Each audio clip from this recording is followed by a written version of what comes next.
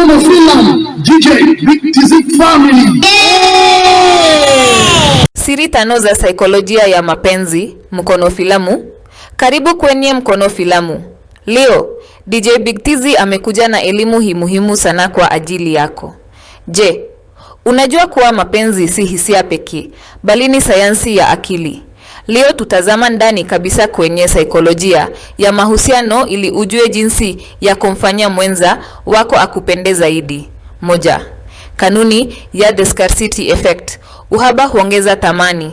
Katika saikolojia, kitu chochote kinachopatikana kirahisi wakati wote hupoteza thamani yake.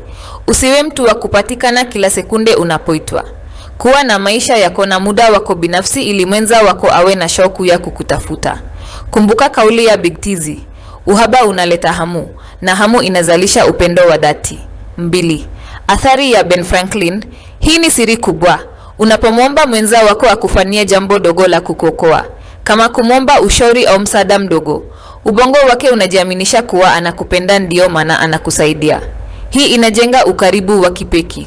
Big TZ anakuambia empe nafasi mwenza wako ajihisi anahitajika. Subiri kwanza, usiwe na pupa, kwanza tufanie ungwana yaki. Tumecheka kidogo kabla hatujaendelea. Chukua sekunde moja kusaidia kazi hii. Subscribe hii chaneli sasa hivi na uwashe kengele ili usipitwe na masomo yanayokuja. Pia hakikisha unaweka maoni yako hapo chini kuhusu unachojifunza. Pia ushauri zaidi mtafute Mwalimu wetu wa nasaha WhatsApp +2257 761919 ni 2 au +225717 ni 3 Siri ya mirroring, kuiga tabia.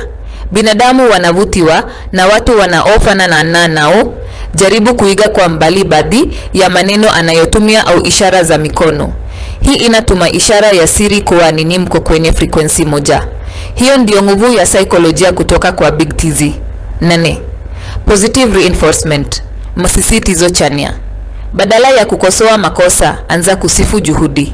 Unapomshukuru mwenza wako kwa jambo dogo alilofanya vizuri, unamfanya atake kurudia jambo hilo tena na tena ili kupata sifa zaidi.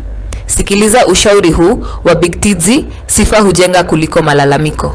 5. Kutengeneza hofu ya kupoteza, loss aversion. Binadamu anaogopa kupoteza kitu kizuri kuliko anavyofurahia kupata kipya. Onesha kuwa wewe ni mtu mwenye thamani, unayejiheshimu na kujijali. Mwenza wako akiona wewe ni tuzo ya thamani, atafanya juhudi kubwa kukulinda. Huu ni ukweli kutoka kwa Big TZ. Hitimisho, asante kwa kuwa nasi hapa Mkono Filamu.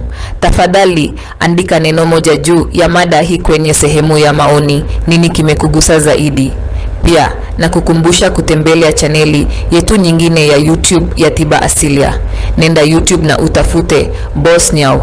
Andika neno hilo sasa hivi ili upate elimu na huduma kwa ajili ya tiba asilia na siri za mitishamba. Utajifunza mengine sana huko, hautajutia. Kwa mataalamu Boss Nyau rafiki, mwisho wa video hii ni mwanzo wa video nyingine.